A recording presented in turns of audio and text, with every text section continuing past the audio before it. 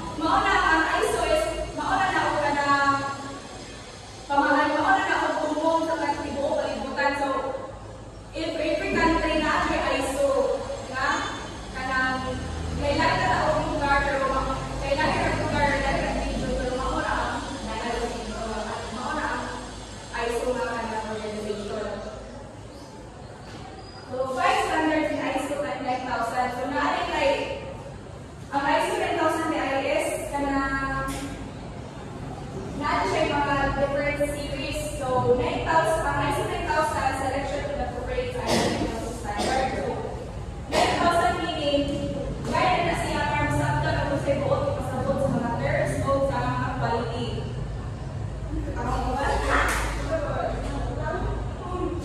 So, regarding ISO 9000 quality system requirements for product development, production, delivery, and after sales functions. Sa kanilang ISO 9001, para din sa tibuo, sa design, sa production, delivery, o sa mga after sales. Unya, ISO 9002, quality system requirements for production and delivery. So, para din sa production, delivery, wala na nilain na mga gamit kundi mauna niya ang gamit sa ISO 10002. So, ISO 9003 quality system requirements for final inspection and ISO 9004 guidelines for ISO 9000 quality system. So, para sa mga improvement, kung gusto mo mas ma-improve ang kanang organization, hindi lang kayo para sa mga certification but for quality improvement. So, ISO 9001, 9002, 9003, three specific standards and certain elements and requirements of a quality system to be implemented in a company regarding contractual situations such as supplier or consumers.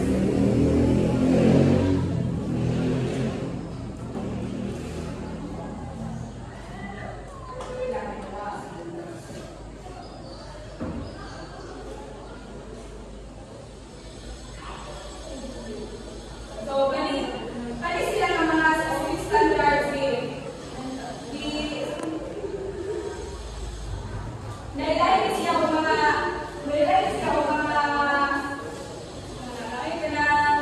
rule, nailayin sila ang mga rule, pero mauna din sila ng mga gamit.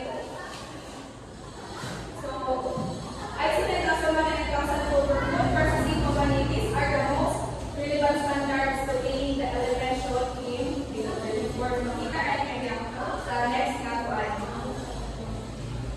So, ISO 9001, 9002, ang 9001, sila nag-design sa mga bagong packaging o mga proseso. Sa ISO 9002, sila ang nag-proseso sa mga pagkaon, pero hindi sila mag-inom sa bago na mga design sa product. So, mga quality system elements, management responsibility, quality requirements, and contents. Management responsibility ba sa ako? May taas ng tayo. Ha? Kung nalibasa ka na sa PowerPoint. So, application of ISO 9000. ISO 9000 certified company experience marketing benefits, reduce quality control costs, higher productivity, which in turn lead to higher profitability. And the certification and the measure grants ISO 9000. Certification of fish processing plants in the Philippines. This agency accredited by Bureau of Product Standards under the Department of Trade and Industry. Certify local plants or companies which have fulfilled their requirement for quality management. There are around 8 agencies such as safety, general surveillance, who have applied for ISO 9000 accreditation from Bureau of Production and Standards. So, if now may mga pinagpo ka mga one-to-one business, pwede mo apply ano ng mga organization para mas manood ang inyong product o magka-higher profit mo para sa inyong negosyo. So, unsa may ka ng kalangilan sa hazard o sa ISO? Ha? Kasi kalangilan nila. Hazard burnout. Hazard burnout siya sa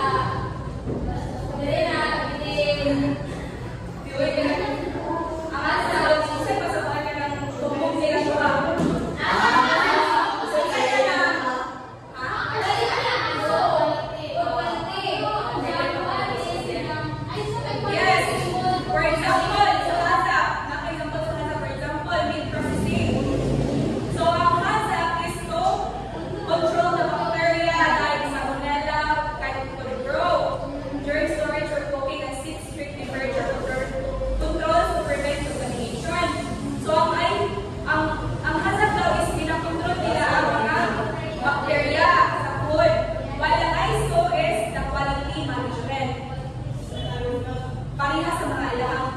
packaging, ilahang mga delivery. So, ilahan na. So, ang purpose is to ensure the company's processing consistently produce quality products or services that meet customers' requirements. So, for example, sa ISO, food packaging company. So, uses the naggamit sila sa ISO 9001 kahit packaging man sila. So, ilang gigamit ang 9001 na series. So, standardize their production process to ensure quality checks and monitor customer complaints to improve their packaging services. So, ilang different is ASAP for food safety hazard. And then sa ISO is quality management for the process and customers.